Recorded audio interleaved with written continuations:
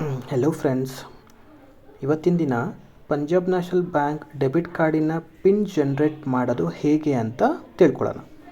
ಮೊದಲನೇದಾಗಿ ನಿಮ್ಮ ಒಂದು ಡೆಬಿಟ್ ಕಾರ್ಡ್ ಇನ್ಸರ್ಟ್ ಮಾಡಿ. ನಿಮ್ಮ ಡೆಬಿಟ್ ಕಾರ್ಡ್ ಇನ್ಸರ್ಟ್ ಮಾಡಾದಮೇಲೆ ನಿಮಗೆ ಗ್ರೀನ್ ಪಿನ್ ಅಂತ ಒಂದು ಆಪ್ಷನ್ ಕಾಣಿಸುತ್ತೆ. ಆ ಆಪ್ಷನ್ ಕ್ಲಿಕ್ ಮಾಡ್ಕೊಳ್ಳಿ.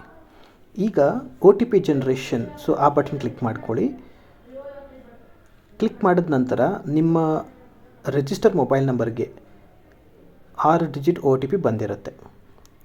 ಮತ್ತೆ ನಿಮ್ಮ ಡೆಬಿಟ್ ಕಾರ್ಡ್ನ ಇನ್ಸರ್ಟ್ ಮಾಡಿ.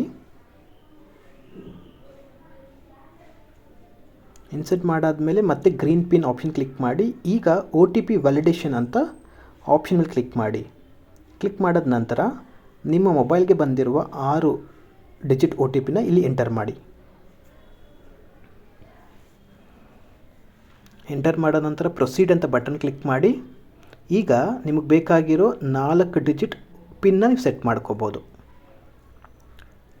ಸೆಟ್ ಮಾಡಿ ಮತ್ತೆ ಎಂಟರ್ ಮಾಡಿ. ಅದನ್ನೇ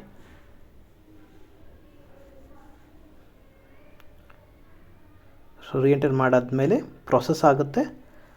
ವೆಯ್ಟ್ ಮಾಡಿ, ನಿಮಗೆ ಒಂದು ರೆಸಿಪ್ಟ್ ಬರುತ್ತೆ, ಕನ್ಫರ್ಮೇಷನ್ ರೆಸಿಪ್ಟ್. ಹೀಗೆ ನಿಮ್ಮ ಡೆಬಿಟ್ ಕಾರ್ಡ್ನ ಹೊಸ ಪಿನ್ ಜನ್ರೇಟ್ ಮಾಡೋದು.